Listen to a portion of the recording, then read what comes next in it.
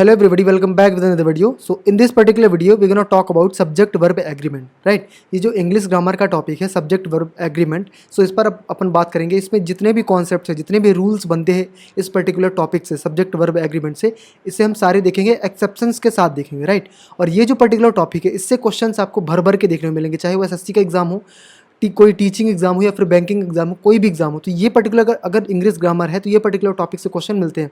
और हालांकि ये है तो बहुत ही इजी टॉपिक, मुझे समझ में नहीं आता कि लोगों को कन्फ्यूज़न क्यों होता है. इतना इजी कॉन्सेप्ट है, आपको बस मैंने रूल्स कुछ तैयार के रखे हैं और आपको उन रूल्स को देखना है. दैट्स इट, पूरा आपका ये पूरा कॉन्सेप्ट सब्जेक्ट वर्ब एग्रीमेंट का कॉन्सेप्ट आपका फिनिश हो जाएगा. और इसमें एग्जाम्पल्स के साथ अपन देखेंगे. चलिए फिर स्टार्ट करते हैं आज के इस वीडियो को. So we have the rules. Rule number 1, subject verb agreement का फर्स्ट रूल क्या बोलता है? देखो, सब्जेक्ट वर्ब एग्रीमेंट है क्या एक्चुअल में? देखो, सब्जेक्ट और वर्ब का एग्रीमेंट, एक्चुअल में क्या एग्रीमेंट हुआ है, समझ रहे बात को? सदियों पहले सब्जेक्ट और वर्ब में एग्रीमेंट बनाया था कि एक्चुअल में क्या, किस सिचुएशन में सब्जेक्ट के साथ कौन सी वर्ब लगेगी, राइट? कौन सा सब्जेक्ट होगा, तब कौन सी वर्ब लगेगी, ये सारी चीज़ें हैं. ये है एक्चुअल में सब्जेक्ट वर्ब एग्रीमेंट, ठीक? तो क्या पहला रूल क्या है? If the subject is singular, if the subject is singular verb will be also plural. As you all know कि जैसे सब्जेक्ट भी सिंगुलर होता है, वर्ब भी सिंगुलर होती है. मतलब फॉर एग्जांपल, जैसे वर्ब की फर्स्ट फॉर्म जो होती है ये क्या होती है? प्लूरल वर्ब कहलाती है. लेकिन इसे अगर हम एस या ई एस लगा करके बोले तो ये क्या कहलाती है? ये सिंगुलर वर्ब कहलाती है. ठीक है बाबू? तो क्या बोला कि अगर सब्जेक्ट सिंगुलर है तो वर्ब भी हमारी सिंगुलर होगी. अगर सब्जेक्ट प्लूरल है, अगर सब्जेक्ट प्लूरल है तो वर्ब भी हमारी प्लूरल होगी. ठीक है, चलो एग्जाम्पल के माध्यम से देखते हैं. फर्स्ट एग्जाम्पल होता है द चाइल्ड बिकम्स हैप्पियर. अब यहाँ अगर बिकम होता, बिकम्स होता तो क्या बनता? तो हमने यहाँ क्या लगा? The child. आप देखोगे ये सिंगुलर सब्जेक्ट है, ठीक है, एक बच्चा द चाइल्ड. तो यहाँ क्या लिखा? Becomes happier. क्या बिकम्स हैप्पियर या बिकम हैप्पियर? तो ऑब्वियस सी बात है, जब सब्जेक्ट सिंगुलर है, सब्जेक्ट सिंगुलर है तो वर्ब भी सिंगुलर लेगा, क्योंकि मैंने अभी क्या बताया, एस फॉर्म, ये वर्ब है, ये वर्ब है ना बिकम, इसकी एस फॉर्म क्या कहलाएगी? सिंगुलर कहलाएगी. तो ये हमने यहाँ सिंगुलर लगाया क्योंकि सब्जेक्ट सिंगुलर तो वर्ब भी सिंगुलर लगेगी. तो इस तरीके से हमने जो है तो सब्जेक्ट के साथ ही वर्ब लगा. रही बात सेकंड, एक सेकंड इरेज कर दें इसे. हाँ, the authors analyse the literary text. अब ये देखो, द ऑथर्स यहाँ प्लूरल सब्जेक्ट है, ऑथर्स, ऑथर नहीं है, ऑथर्स है, प्लूरल है. So we will take plural verb, right? The authors analyse, क्योंकि मैंने बोला वर्ब की फर्स्ट फॉर्म जो है वो हमेशा क्या कहलाती है? प्लूरल कहलाती है. The authors analyse the literary text, ऐसे होगा. कुछ और एग्जांपल है, जैसे कि द स्टूडेंट, ये स्टूडेंट, एक स्टूडेंट की बात हो रही है, मतलब स्टूडेंट पर्टिकुलर ग्रुप की बात हो रही है तो सिंगुलर ही, ठीक है. The student do her best for exam, या फिर does her best for exam. तो द स्टूडेंट यहाँ हर या हिज दोनों हो सकता है, लेकिन हम यहाँ वर्ब की बात कर रहे हैं तो ये चीज़ देखेंगे. तो स्टूडेंट सिंगुलर है तो वर्ब भी सिंगुलर लगी, क्योंकि डू ये प्लूरल हो गया, इसका सिंगुलर क्या बनता है? डज. ठीक है, अब देखो वही अगर प्लूरल होता है, द स्टूडेंट्स आ गया, द स्टूडेंट्स, ठीक है, द स्टूडेंट्स आ गया तो ये प्लूरल हो गया, तो वर्ब हमारी ये प्लूरल वाला है, तो ये हमने क्या करा? यहाँ प्लूरल वर्ब लगाई, ऐसे. तो ये पहला रूल क्या है? अगर सब्जेक्ट सिंगुलर है तो वर्ब भी सिंगुलर, अगर सब्जेक्ट प्लूरल है तो वर्ब भी प्लूरल. चलो रूल नंबर सेकंड पे बढ़ते हैं. सेकेंड रूल क्या बोलता है? When the subject of the sentence is composed of two or more nouns or pronouns connected by and use a plural verb. That means जब किसी सेंटेंस में जो सब्जेक्ट होता है किसी एंड के साथ, मतलब एंड वर्ड का यूज करके, एंड कंजंक्शन का यूज करके, ये बोले एंड का यूज करके, कनेक्टिंग वर्ड का यूज करके हम दूसरा सब्जेक्ट लगाते हैं, इसके बाद जो वर्ब आएगी वो हमेशा क्या लेगा? ये सब्जेक्ट क्या लेगा? प्लूरल वर्ब लेगा. एग्जाम्पल देखो, एग्जाम्पल हमारा क्या बोलता है? हाँ, अब बाइसिकल, ये एक हो गया, एंड अ पेडेस्ट्रियन, ठीक है, a bicycle and a pedestrian, तो ये सिंगुलर हो गया, ये भी सिंगुलर हो गया, ये दोनों मिलके क्या बनाए? प्लूरल बन गए, एंड से जुड़ा है इसलिए, ठीक है. तो ये हम क्या लगाए यहाँ वर्ब? प्लूरल वर्ब लगाई. A bicycle and a pedestrian verb involved. अब यहाँ वर्ज लगाओगे तो इनकरेक्ट हो जाएगा, क्योंकि ये सिंगुलर वर्ब है और हमें चाहिए क्या? जब कोई भी सब्जेक्ट एंड के साथ यूज मतलब जुड़ के या फिर कोई फ्रेज आ जाए, ऐसा करके अगर बनी हो तो क्या बनाएंगे? हम क्या लगाएंगे? प्लूरल वर्ब लगेगी. सेकेंड एग्जाम्पल है the goose and the chicken. The goose and the chicken, ये गूज बन गया, चिकन बन गया. ईट अर्ली इन द मॉर्निंग, ठीक है, तो ये प्लूरल बन गया, एक ये हो गया, ये तो ये प्लूरल वर्ब लगी. अब देखो कुछ एक्सेप्शंस हैं, when two nouns don't refer to separate things but to a signify entity use a singular verb. देखो एक्सेप्शन क्या है, ये एक्सेप्शन केस पे है कि क्या होता है जब दो नाउन क्या है तो इसी तरीके से एंड लग के, ठीक है, लेकिन ये अलग अलग रिप्रेजेंट नहीं कर रहे हैं, ये कोई एक ही चीज़ को रिप्रेजेंट कर रहा है, तब हम क्या यूज करते हैं, सिंगुलर वर्ब. मतलब फॉर एग्जांपल जैसे होता माता पिता, तो ये पेरेंट्स बन जाएंगे ना, पेरेंट्स, समझ रहे हो. तो ऐसे क्या फादर एंड मदर, ऐसे जब ऐसे यूज करते हो, हिंदी की बात कर रहे हैं, माता और पिता, तो एक वर्ड बन जाएगा माता और पिता. इस तरीके से इंग्लिश में कुछ वर्ड्स होते हैं, ठीक है. For example the new bad and breakfast, the new bad and breakfast एक टाइप का फ्रेज कहलाता है, मतलब एक तरीके का फ्रेज है, और देखो एंड लगा करके वर्ड जुड़ा भी है, तो ये एक पर्टिकुलर सिंगल वर्ड है, ठीक है, सिंगल वर्ड है, सिंगल नाउन कहलाएगी, तो इसलिए क्या लेगा, सिंगुलर नाउन लेगा, सिंगुलर वर्ब लेगा. यहाँ आपने क्या देखा, एक सब्जेक्ट ही है तो प्लूरल वर्ब ले लिया. लेकिन यहाँ क्या देख रहे हो, भले एंड लगा हुआ है, यहाँ एंड लगा, यहाँ भी एंड लगा, लेकिन ये पूरा एंड भले लगा है, लेकिन एक्चुअल में क्या है, एक फ्रेज कहलाएगी, एक कंप्लीट फ्रेज कहलाएगी, जो कि एक पर्टिकुलर एक मीनिंग देगी, ठीक है. दूसरा वर्ड जैसे ब्रेड एंड बटर, ये आपने देखा होगा, कई सारी ऐसे फ्रेजेस होती हैं, ठीक है, जुड़ी हुई फ्रेजेस होती हैं. तो ब्रेड एंड बटर ये अलग अलग चीज़ नहीं है, एक ही है, ठीक है. ब्रेड एंड बटर ये कंपाउंड होता है, ठीक है, ये पर्टिकुलर एक कंपाउंड बना होता है, तो ब्रेड एंड बटर ये सिंगुलर बनेगा, bread and butter is a delicious meal, ठीक है. ये एक्सेप्शनल केस है, ये केवल वहीं यूज होता है जहाँ कुछ कंपाउंड वाले वर्ड आते हैं एंड लग के, ठीक है. थर्ड रूल देखो, थर्ड रूल क्या बोलता है, when there is one subject and more than one verb, सुनना अच्छे से क्या बोल रहा है, अगर वहाँ एक सब्जेक्ट है, there is one subject and more than one verbs, the verb throughout the sentence must agree with the subject.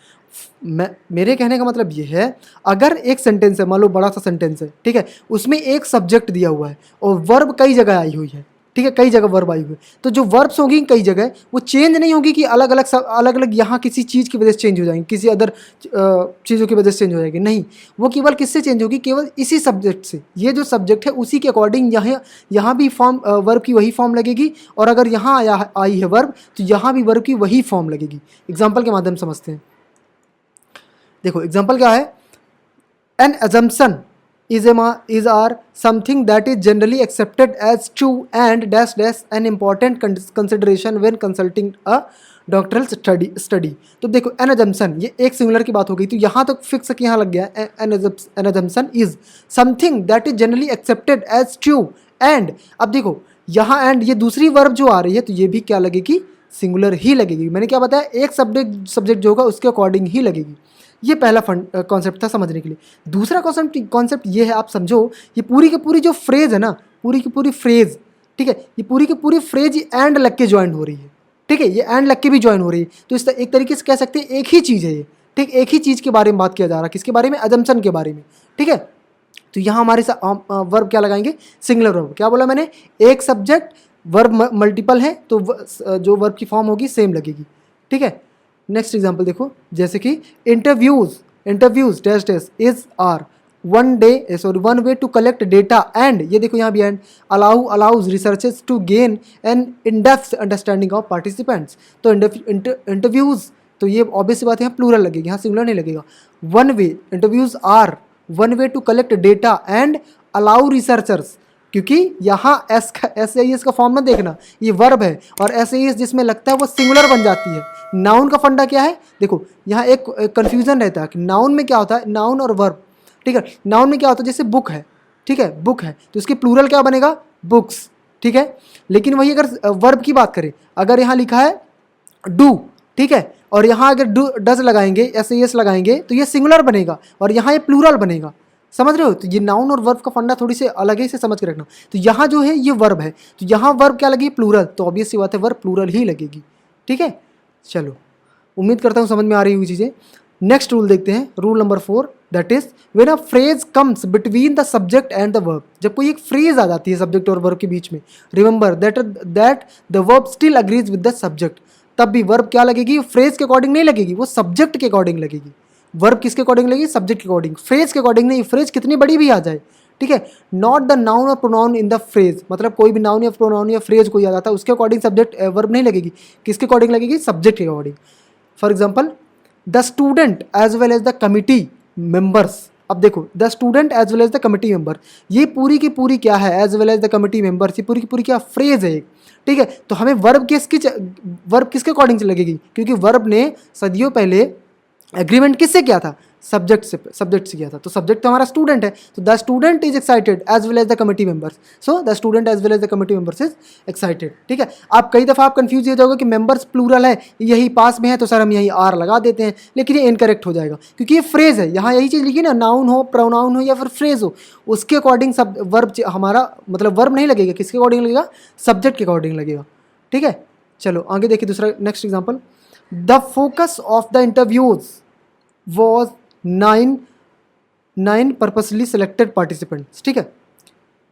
The focus of interviews was 9 purposely selected participant. So interviews, ये देखो अब पूरा का पूरा the purpose of the interviews कैसा plural है, ठीक है, लेकिन ऑफ द इंटरव्यूज है ना, ये तो पूरी फ्रेज हो गई, एक प्रपोजिशनल फ्रेज हो गई, लेकिन हमें सब्जेक्ट वर्ब किसके अकॉर्डिंग लगानी, द फोकस के अकॉर्डिंग, ठीक है।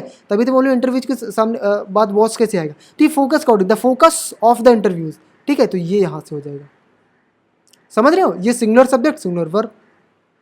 नेक्स्ट एग्जाम्पल भी है, हाँ नेक्स्ट एग्जाम्पल भी देख लो, आई होप कि समझ में आ रहा है, इतने सारे एग्जाम्पल की जरूरत भी नहीं है।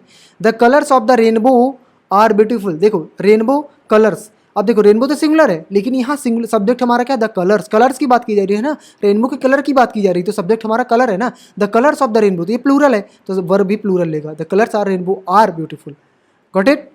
चलो रूल नंबर नेक्स्ट क्या है, rule number 5, what did it says, when two or more singular nouns or pronouns are connected by or nor, जब कोई मतलब एक सेंटेंस में जब दो या दो से अधिक सिंगुलर नाउन्स, समझना सिंगुलर नाउन्स या प्रोनाउंस, ठीक है, कनेक्टेड हो और का यूज करके या फिर नॉर का यूज करके, तब भी क्या आता है, सिंगुलर वर्ब आता है। देखो अच्छे से, और का यूज करके, अभी इस पिछले स्लाइड में हमने क्या देखा, एंड का यूज करके जब तो दो चीज़ें आ रही हैं तो वो वर्ब क्या ले रही थी, प्लूरल, लेकिन यहाँ अगर और का यूज करके या फिर नॉर का यूज करके आ रही हैं, सिंगुलर नाउन है या फिर प्रोनाउन कुछ भी है, ठीक है, तो वर्ब क्या लेगी, सिंगुलर वर्ब लेगी, अच्छे से समझना बाबू।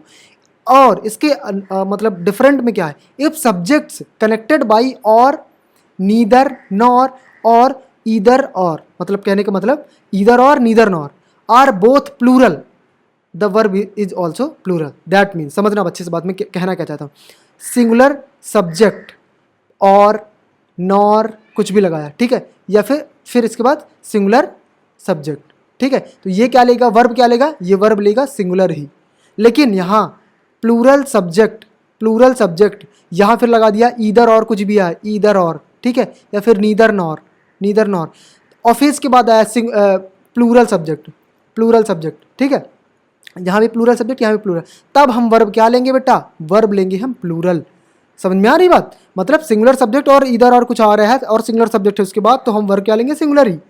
लेकिन अगर यहाँ भी प्लूरल सब्जेक्ट है, यहाँ भी प्लूरल सब्जेक्ट है, और ये इधर और या फिर और या नॉर कुछ भी कोई भी चीज़ें अगर लग के आ रही हैं, तो हम वर्ब क्या लेंगे, प्लूरल। अच्छे समझ लेना, मतलब सारा खेल किसका है, प्लूरल का, कि अगर यहाँ प्लूरल है तो प्लूरल वर्ब, यहाँ सिंगुलर है तो यहाँ सिंगुलर वर्ब। चलो एग्जाम्पल के माध्यम समझते हैं, ठीक है। हाँ एग्जाम्पल है, इधर रोहन और शाम ड्राइव से टोयोटा, ठीक है, तो इधर वही इधर और जो भी है, यहाँ समझ लेना इधर और दोनों की बात की जाएगी, इधर रोहन और शाम ड्राइव से टोयोटा, ठीक है, यहाँ रोहन है यहाँ शाम है, अब ये और से कनेक्टेड है, तो या तो रोहन ड्राइव कर रहा है या तो शाम ड्राइव कर रहा है, मतलब मीनिंग ये निकल के आ रहा है, टोयोटा जो कार है, कार को ड्राइव कोई एक ही कर रहा है, चाहे रोहन हो चाहे शाम हो, तब इसलिए तो वर्ब वो सिंगुलर ही लेगा ना, ये पहला एक। अगर आप मीनिंग निकाल सकते हैं, मीनिंग नहीं निकाल सकते तो ये कॉन्सेप्ट याद रखो कि सिंगुलर सब्जेक्ट वर्ब सिंगुलर ही लेगा, ऐसे तरीके से, ठीक है। नेक्स्ट देखें, नेक्स्ट सेंटेंस क्या बोल रहा है, इसे थोड़ी सी, एक तो इतना ज़्यादा हो जाता doodling, neither my mom nor my dad wants to go to the cinema. अब देखो नॉर लगा, इसके माई मॉम माई डैड, ये सिंगुलर सब्जेक्ट है ना, लेकिन वर्ब भी इसने क्या लिया, वॉन्ट्स लिया, क्योंकि ना तो मेरे मम्मी ना तो मेरे पापा, कोई नहीं, मतलब है ना तो मेरी मम्मी ना तो मेरे पापा, ये क्या होता है, ये एक कंपाउंड स्टेटमेंट बनी होती है, कंपाउंड रूल होता है, ठीक है। जब क्या होता है, ये इधर और निधर और जो भी होता है, दो सिंगुलर सब्जेक्ट को लेकर के चलते हैं, तो वर्ब भी हम क्या लेते हैं, singular verb. Next example, either the measurement और the calculation has created a problem, वही चीज़ यहाँ और लगा, ये देखो सिंगुलर सब्जेक्ट, ये भी सिंगुलर सब्जेक्ट, ये वर्ब सिंगुलर ले लिया। नेक्स्ट बढ़ें, स्पाइडर्स और cockroaches live under the houses. देखो स्पाइडर्स मतलब प्लूरल हो गया, कॉकरोचेस ये भी प्लूरल हो गया, तो दो प्लूरल हो गए ना और को लगा करके, तो वर्ब क्या ले लिया, प्लूरल। लाइव लिव क्या है, लिव प्लूरल वर्ब ना है, अगर इसका सिंगुलर बनेगा तो लिव्स आएगा। ठीक है, समझ में आ रही बातें, कितना आसान है। नेक्स्ट एग्जांपल, ईदर माई सिस्टर्स और माई कजिन्स। सिस्टर्स कजिन्स, देखो प्लूरल प्लूरल, वर्ब क्या लेगा बेटा, प्लूरल ही लेगा, प्लूरल वर्ब ही लेगा। ठीक है, चलो नेक्स्ट एग्जांपल भी देख लें। द प्लेयर्स और द डांसर्स, प्लेयर्स यहाँ प्लूरल और ये डांसर्स भी प्लूरल। हैव, तो यहाँ हैज ना लग के क्या लगा, हैव लगा, स्टडीड, दैट्स इट। ठीक है, अब मैं हिंदी में नहीं समझा रहा हूँ बिकॉज ये मीनिंग का, इनका मीनिंग समझाने का भी कोई वही नहीं पड़ रहा, क्योंकि जरूरत ही नहीं पड़ रही, क्योंकि डायरेक्टली एक कॉन्सेप्ट से आप सॉल्व कर पा रहे हैं, रूल्स का यूज करके आप सॉल्व कर पा रहे हैं। नेक्स्ट रूल क्या है, नेक्स्ट रूल बोलता है द वर्ड्स एंड फ्रेजेज, जैसे कि मतलब कौन कौन से वर्ड्स या फ्रेजेस, चाहे ईच हो, ईच वन हो, ईदर हो, नीदर हो, एवरीवन हो, एवरीबडी हो, एनीवन हो, एनीबडी हो, नोबडी हो, समबडी हो, समवन हो, या फिर नो वन हो, ऐसे टाइप के जो भी वर्ड्स हैं, ठीक है, अगर ये वर्ड्स आते हैं, ठीक है, वर्ड्स में, तो are singular and requires a singular verb. तो ये सब क्या कहलाती है, ये सारी की सारी चीज़ें क्या कहलाती है, सारी की सारी चीज़ें क्या कहलाती हैं, ये सिंगुलर में काउंट की जाती है। तो ये वर्ब भी क्या लेगी, सिंगुलर ही लेगी। ठीक है बाबू, समझ गए, each, every, neither, nor, either, और, somebody, anybody, someone, no one, anyone, जो भी ऐसे वर्ड आते हैं सब सिंगुलर है। ठीक है, एग्जाम्पल देखो, एवरी स्टूडेंट, ये एवरी लग गया बेटा, एवरी स्टूडेंट। अब हमें पता तो ये चल रहा कि बहुत सारे स्टूडेंट हैं, लेकिन ये जो डिटर्मिनर होता है ना, ये रिप्रेजेंट किसको करता है, सिंगुलर को रिप्रेजेंट करता है तो जरूर कि एवरी स्टूडेंट मतलब सभी स्टूडेंट। ठीक है, तो ये प्लूरल का रिप्रेजेंटेशन है, लेकिन एक्चुअल में ये क्या है, सिंगुलर सब्जेक्ट है, सिंगुलर को रिप्रेजेंट कर रहा है, मतलब ये क्या लेगा अपने साथ, सिंगुलर वर्ब लेगा। Every student arrives school on time. Next example, each dog, देखो ईच डॉग, अब ये ईच आ गया ना, each dog barks in different way. ठीक है, याद रखना है, ऐसे आपको आ जाएगा बार्क या बार्क्स, ऑप्शन आ जाएगा बार्क लगाओ कि बार्क्स। अब आप कंफ्यूज होने के, ईच मतलब बहुत सारे, एक करके बहुत सारे डॉग्स हैं, तो कहीं कहीं है तो बहुत सारे डॉग्स की बात की जा रही है, यहाँ तो बहुत सारे स्टूडेंट्स की बात की जा रही है, तो आप कहीं ये नहीं पढ़ो हाँ बहुत सारे स्टूडेंट्स है मतलब पक्का इसमें यहाँ सिंगुलर वर्ब लगे, लेकिन वो प्लूरल वर्ब लगेगी, लेकिन नहीं, याद रखना जब भी ये डिटर्मिनल वाले वर्ड और ये वर्ड्स आएँ तो आपको क्या लगाना है, वर्ब क्या लगेगी, सिंगुलर ही लगेगी। एवरीथिंग, देखो एवरीथिंग में भी तो बहुत सारा चीज़ आ रही है ना, कि बहुत सारे, एवरीथिंग मतलब सब कुछ, everything singular plural, singular verb, feels better after meeting best friend. Got it, समझ में आ रही चीज़ें, कितना इजी है ये, यही नोबडी केयर्स अबाउट। ठीक है, ऐसे करके आपने देखा ये वाली चीज़ें। गॉट इट, नेक्स्ट रूल देखते हैं। नेक्स्ट रूल नंबर 7 क्या बोलता है, अनकाउंटेबल नाउन्स के साथ हमेशा सिंगुलर वर्ब ही लगाएंगे, ये तो आपको पता रहा होगा। Good education are the key of success नहीं होगा, इज। ठीक है, next, pneumonia affects many people around the world. Pneumonia affect, अब ऑब्वियसली निमोनिया गिन तो नहीं सकते, एक निमोनिया, दो निमोनिया, एक एजुकेशन, दो एजुकेशन, तो ये अनकाउंटेबल है, तो इनके साथ सिंगुलर वर्ब भी लगेगी। गॉट इट, नेक्स्ट है द रिसर्च को भी नहीं कह सकते, एक रिसर्च, दो रिसर्च, द रिसर्च, जो रिसर्च चल रही है उसमें, actually research I found on the topic was limited. Got it,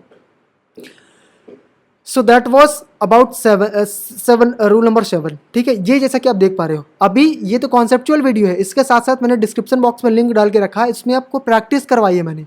ठीक है, प्रैक्टिस, आई बटन पे भी लिंक मिल जाएगा, तो वो प्रैक्टिस सेशन, जिसमें ये तो इजी सेंटेंस है, तो ये कॉन्सेप्ट समझने के लिए ठीक है, लेकिन जो प्रैक्टिस, जो कि एसएससी एग्जाम्स में आते हैं, एसएससी के एग्जाम में आता है, या फिर बैंकिंग एग्जाम में आता है, टीचिंग एग्जाम, जो भी एग्जाम में आते हैं, कम्पिटेटिव एग्जाम में आते हैं, उनकी प्रैक्टिस करवाइए, उनको जाके देखना, जो एक्चुअल में डिफिकल्ट सेंटेंसेज होते हैं, बड़े बड़े सेंटेंसेज होते हैं उनको। ठीक है, रूल नंबर 8 है, लास्ट रूल है ये, in sentence beginning, in the sentences beginning, मतलब बिगनिंग के सेंटेंस में with there is, there are, the subject follows the verb, since there is not the subject the verb agrees with what follows the verb. मतलब देखो simple सी बात ये है, कुछ sentences क्या होते हैं, किससे शुरू होते हैं, देयर से शुरू होते हैं, देयर आर से शुरू होते हैं, तो अब इस केस में ये जो पर्टिकुलर वर्ड है देयर, ये सब्जेक्ट तो है नहीं, ये पर्टिकुलर जो वर्ड है ये सब्जेक्ट तो है नहीं, तो वर्ब कहाँ से लगेगी, ये जो वर्ब आएगी ना, अब देयर इसके बाद जो भी सब्जेक्ट यहाँ आएगा, जो भी यहाँ पर नाउन आएगा, जो भी सब्जेक्ट आएगा, उसके अकॉर्डिंग ये सब्जेक्ट ये वर्ब लगी है।